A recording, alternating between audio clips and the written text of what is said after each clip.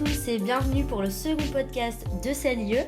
Aujourd'hui, je suis en compagnie de Omar Eziati pour une interview à ses côtés. Bonjour Omar. Bonjour Lia, bonjour tout le monde. Quels sont les facteurs clés du succès relatifs à la mise en place d'une démarche d'intelligence économique au sein d'un grand groupe financier dans lequel vous travaillez notamment ?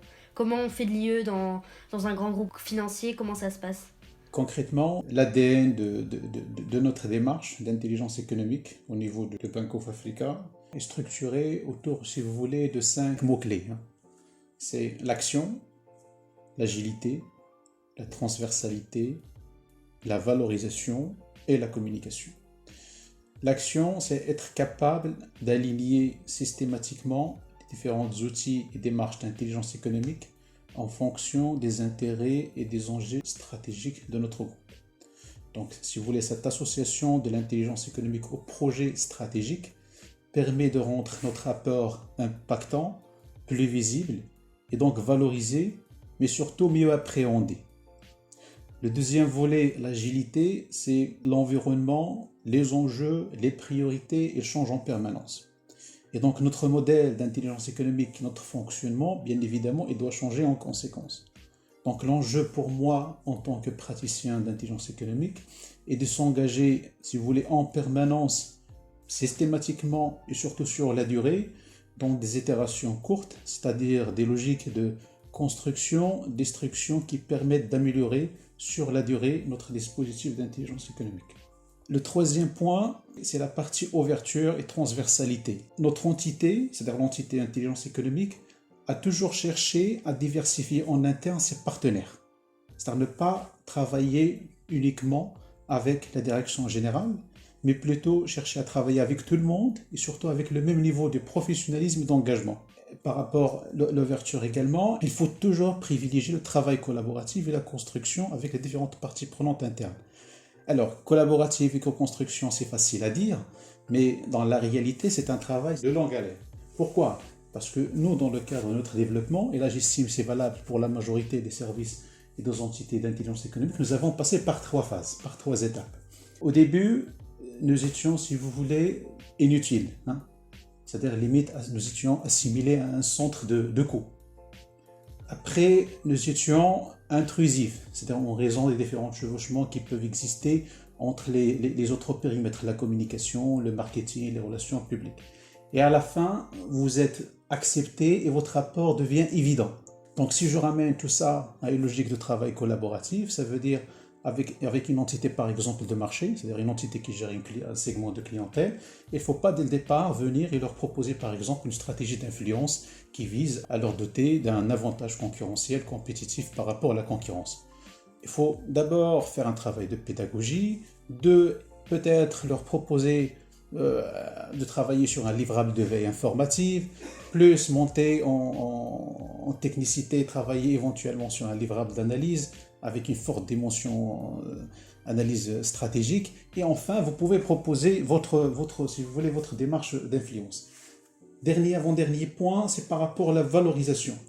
La valorisation, il faut toujours valoriser l'apport de chaque intervenant dans le processus EE, associer son nom à un projet, le placer comme référent ou expert sur un sujet donné, faire des restitutions devant des membres de la direction générale, former, accompagner, bref, essayer de donner systématiquement un pouvoir d'action aux différents collaborateurs qui travaillent dans les entités, notre entité en tout cas, intelligence économique. Et le dernier point, c'est la communication. L'intelligence économique, elle se développe quand elle cesse de faire peur. Aujourd'hui, si vous voulez, le discours associé, en tout cas les discours théoriques associés à l'intelligence économique, il inquiète plus qu'il rassure. C'est-à-dire au niveau de l'entreprise, il faut faire beaucoup de pédagogie et surtout il faut communiquer tout le temps à travers les différents canaux, à travers l'intranet de l'entreprise, c'est-à-dire communiquer sur vos projets, vos initiatives, ce que vous faites au niveau de l'intranet, dans les réunions, s'il y a un journal interne, bref, exploiter l'ensemble des canaux de communication pour communiquer sur ce que vous faites exactement. Et pour revenir justement à l'influence dont vous avez parlé, comment les petites et moyennes entreprises elles se sensibilisent aux opérations d'influence ? Alors, l'influence, moi personnellement, je le considère, on va dire, comme la partie noble de l'intelligence économique. L'influence, c'est un travail de longue haleine. C'est un travail qui nécessite beaucoup d'investissement intellectuel, en ressources, une forte mobilisation des réseaux et surtout un sujet ou une problématique crédible capable de mobiliser et d'apporter de la valeur ajoutée aux différentes parties prenantes, c'est-à-dire vos partenaires dans une opération d'influence. Je reviens à votre question. Nous, nous sommes une entreprise bien évidemment commerciale, donc il y a une forte dimension de concurrence. Donc nous, pour ne pas être distancés par nos concurrents, nous avons travaillé sur une stratégie d'influence qui vise 3 objectifs. C'est-à-dire par rapport à ce segment d'entreprise, de PME, de TPE. D'abord, de soutenir la position commerciale de la banque sur le segment des TPME. Deuxième objectif, c'est de renforcer l'image du groupe auprès des différentes parties prenantes, donc PME, société civile et pouvoir public. Et troisième objectif, c'est devenir un interlocuteur de certains acteurs, surtout institutionnels, qui opèrent principalement dans les territoires sur des problématiques liées à l'entrepreneuriat. Et donc notre approche est la suivante. Qu'ils soient entrepreneurs en activité ou en phase de création, et les conduit à choisir un partenaire financier pour gérer ses comptes et lui apporter bien évidemment des fonds nécessaires à son activité et à son développement. Voilà. Donc logiquement, tout entrepreneur recherche la banque qui justifiera, si vous voulez, d'une connaissance de ses problématiques et qui va lui offrir les meilleurs services au meilleur coût. Donc ça revient à dire qu'on ne choisit pas une banque parce qu'elle prétend être la meilleure, mais lorsqu'on acquiert la certitude qu'il ne fera gagner plus d'argent par ses compétences. Donc en matière d'influence, l'enjeu consiste en la capacité à conduire les entrepreneurs à, si vous voulez, à considérer par eux-mêmes que l'offre de services de notre banque est la plus performante du marché. Alors sur le plan opérationnel, comment ça marche ? D'abord, la première étape était la création de l'Observatoire de l'entrepreneuriat, qui est aujourd'hui ici considéré comme la plus grande base informationnelle sur tous les thèmes d'intérêt de l'entrepreneur, de la création, la gestion de l'entreprise, le développement, la cession de l'entreprise, voilà, tout ce qui touche à la gestion et au développement de l'entreprise. On peut dire aujourd'hui que l'entrepreneur est notre vecteur d'influence. C'est le porteur de notre stratégie d'influence. Donc, grâce à, si vous voulez, à une production systématique et continue d'un contenu de qualité, donc c'est de l'influence basée sur le contenu, basée sur l'expertise, notamment à travers la publication des études sectorielles, des notes de conjoncture, des veilles thématiques, des guides des aides, des témoignages, des avis d'experts. L'ODE est devenu, c'est-à-dire l'Observatoire d'entrepreneuriat, est devenu un point de passage incontournable pour toute personne, entreprise, étudiant, institution, association institutionnelle, qui veut faire des recherches sur l'entrepreneuriat au Maroc. Bref, en termes de positionnement, nous sommes aujourd'hui une source d'information légitime, nous sommes crédibles et on reste neutre. Le positionnement de l'Observatoire d'entrepreneuriat est neutre. C'est-à-dire qu'il n'y a aucun lien avec l'image commerciale du groupe. La seconde étape, c'est ce qu'on appelle l'émergence. L'émergence avait pour objectif de construire un écosystème autour de l'Observatoire d'entrepreneuriat. Donc nous avons signé, développé des partenariats cadres avec pratiquement l'ensemble des universités marocaines, avec plusieurs associations professionnelles, avec par exemple le Centre des jeunes dirigeants, avec des personnes physiques, des experts. Et donc notre objectif à ce stade était tout simplement d'établir un lien et être présent là où sont nos cibles. Après, la troisième étape, il a consisté à la consolidation de la relation avec ses partenaires, c'est-à-dire en renforçant le capital confiance entre les membres de l'écosystème. Par exemple, avec les universités, nous avons développé un premier cycle de formation sur 3 mois pour les TPME, sur la gestion de la relation bancaire. Donc c'est un cycle de formation, c'est la première fois au Maroc, si vous voulez, que les universités certifient un programme de formation développé par un organisme privé. Et donc, chaque trimestre, on forme un groupe de 20 à 25 entrepreneurs, de chefs d'entreprise, sur la gestion de la fonction financière, l'investissement, sur l'intelligence économique également, sur la gestion des ressources humaines. Et à la fin, toutes les formations sont co-animées par des experts métiers de la banque, de l'observatoire et des profs universitaires. Et à la fin, bien évidemment, elles sont valorisées. Il y a des certificats, il y a des diplômes. Donc jusqu'à maintenant, nous avons formé plus de 20 promotions, une vingtaine de promotions. pratiquement sur tout le territoire. Nous avons développé un autre projet de formation et d'accompagnement de mentorat, cette fois-ci avec la Banque mondiale, pour les TPE. Donc chaque TPE, ils vont suivre un programme de 7 jours où il y a une journée d'expression de besoin. En fonction de l'expression de besoin, on leur propose un cycle de formation et à la fin, chaque TPE, petite entreprise qui a assisté à l'ensemble des modules de formation et des ateliers qui sont animés uniquement par des entrepreneurs cette fois-ci, elle a le droit de bénéficier d'un accompagnement in situ par un expert métier qui va travailler avec elle sur une problématique donnée. Et la quatrième étape, c'est ce qu'on appelle l'alignement.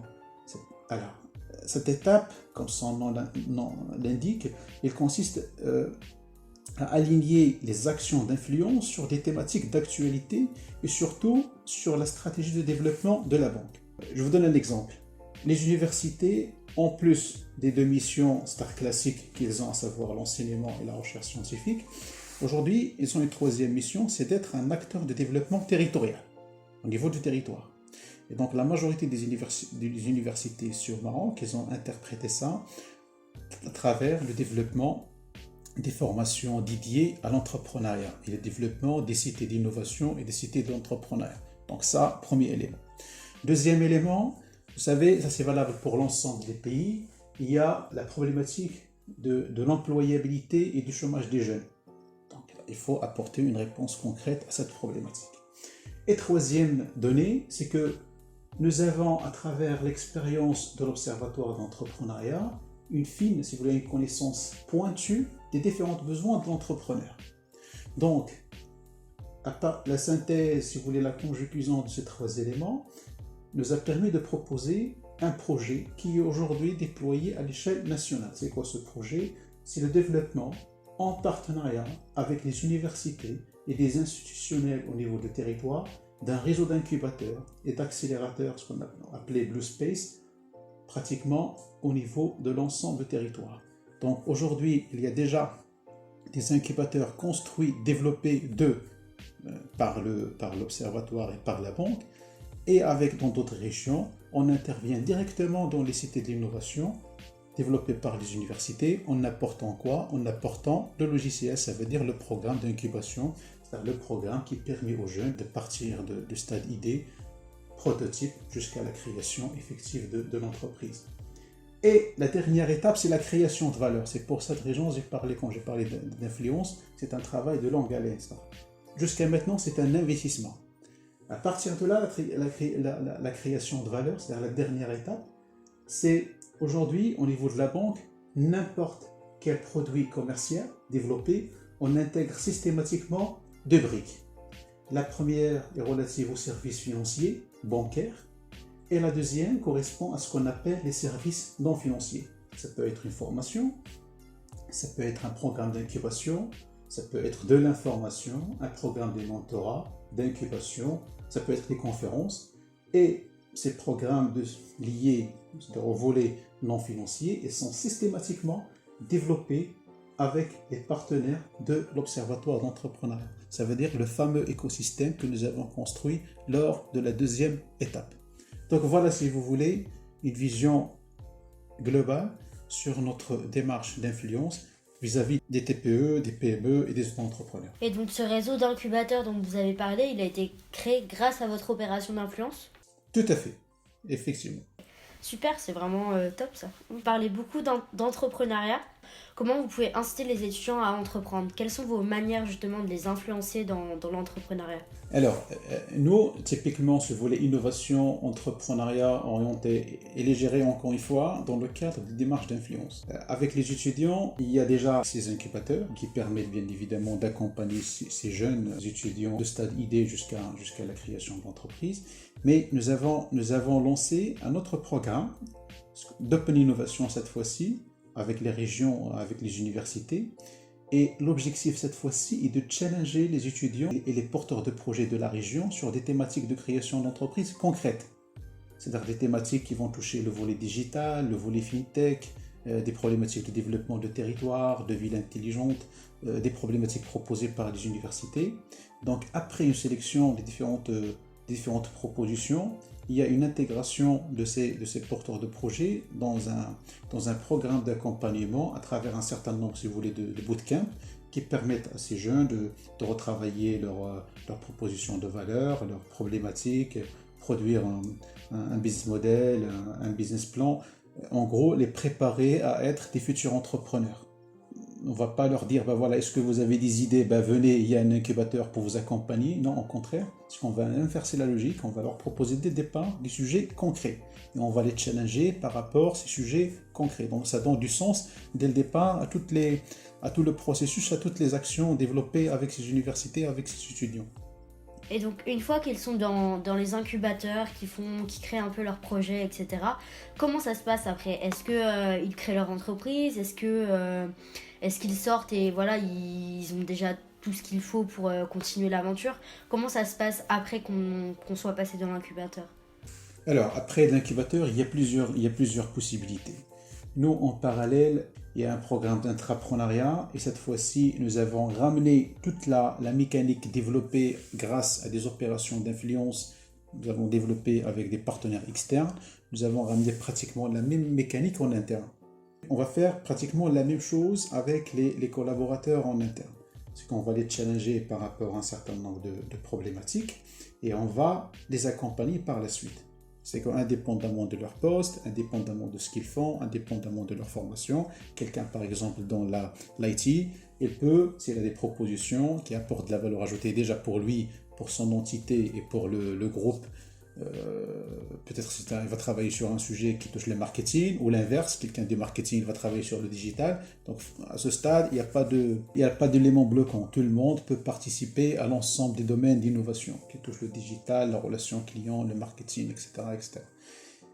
Et donc par la suite, on va les accompagner, même chose, dans des bootcamps, à travers des formations, des séances de coaching, des mentorats. Mais la particularité, c'est que les étudiants issus des différents programmes externes, ils vont travailler avec ces intrapreneurs. Et là, il y a la possibilité, donc soit on va les aider à créer effectivement leurs entreprises, bien évidemment, on va les aider à trouver un premier bon de commande, on va les aider éventuellement à trouver un investisseur, on va les mettre en relation avec l'écosystème de l'Observatoire de l'entrepreneuriat. La banque peut les aider à être, on va dire, un premier client, c'est bien évidemment l'idée développée apporte de la valeur ajoutée pour le groupe. Donc voilà, mais l'objectif reste notre objectif principal, c'est de sensibiliser à l'entrepreneuriat, mais deux, c'est de les accompagner à créer effectivement leur structure. La dernière itération, nous avons lancé une itération, si vous voulez, il y a 6 mois, plein Covid, sur une population, si vous voulez, dans un incubateur ici à Casablanca, de 12, nous avons, dans l'espace de 6 mois, nous avons 3 créations d'entreprises. C'est des entreprises créées qui marchent, qui ont déjà des bons de commande. Et nous avons 3 brevets. Dans 6 mois, 3 créations et 3 brevets, on estime que c'est très positif. Est-ce que cet accompagnement est payant ? Est-ce que l'étudiant qui va entreprendre va devoir payer pour avoir cet accompagnement-là ? L'ensemble des programmes développés par l'Observatoire d'entrepreneuriat sont gratuits. C'est-à-dire même les formations de tout à l'heure pour les PME, pour les TPE, le fameux club PME et club d'entrepreneuriat, il est gratuit. C'est que la banque elle prend en charge et l'Observatoire les différents frais. Là, c'est valable même pour si vous voulez, l'incubateur. Il n'y a pas de frais. C'est quand on prend en charge les différents frais liés à la gestion et aux besoins des différentes incubés. Et donc, qu'est-ce que ça apporte pour la banque, justement, de rendre ça gratuit ? Quel est l'apport ? Parmi les objectifs, c'est de renforcer l'image du groupe auprès d'un certain nombre de partenaires externes. On renforce l'image, bien évidemment, en travaillant sur des problématiques réelles. La problématique du chômage, la problématique des jeunes, c'est une problématique réelle. Je tenais à vous remercier pour ce podcast, c'était vraiment très intéressant en votre compagnie. Merci à tous également de nous avoir écoutés et on se retrouve pour un prochain podcast avec Célio. Merci Léa, merci.